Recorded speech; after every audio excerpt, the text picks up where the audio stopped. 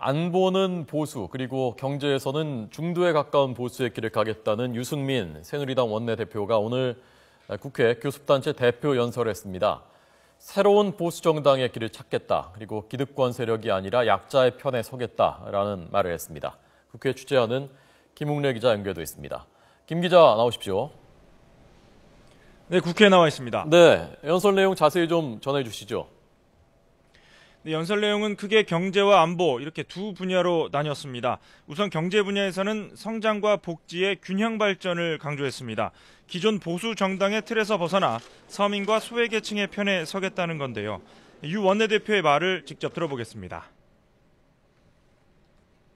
가진 자, 기득권 세력, 재벌 대기업의 편이 아니라 고통받는 서민 중산층의 편에 서겠습니다.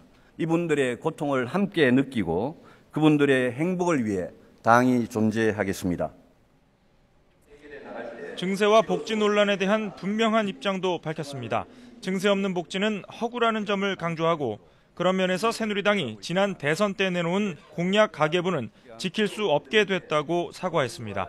그러면서 증세와 복지 문제를 논의하기 위한 여야 합의기구 설치를 제안했습니다.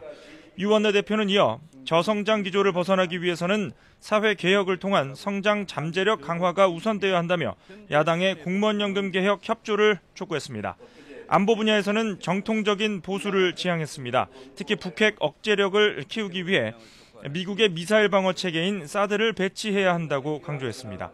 이 밖에도 유 원내대표는 세월호 1주기를 앞두고 정부의 선체 인양 검토를 조속히 마무리해달라고 당부하고 특별법 시행령 등을 둘러싼 갈등 치유에 진지하게 임하라고 촉구했습니다.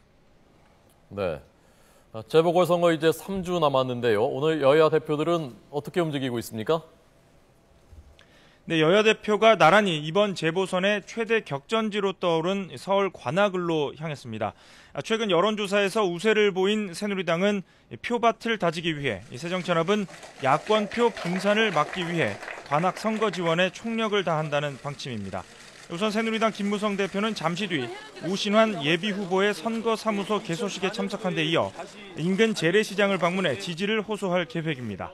새정치연합 문재인 대표는 지역 노인회 대표들과 오찬을 함께하며 정태호 예비후보를 지지해달라고 요청했습니다. 야권 후보인 국민모임 정동영 예비후보도 지역 재래시장 등을 돌며 주민들에게 지지를 호소하는 등 빡빡한 일정을 소화하고 있습니다. 지금까지 국회에서 YTN 김웅래입니다.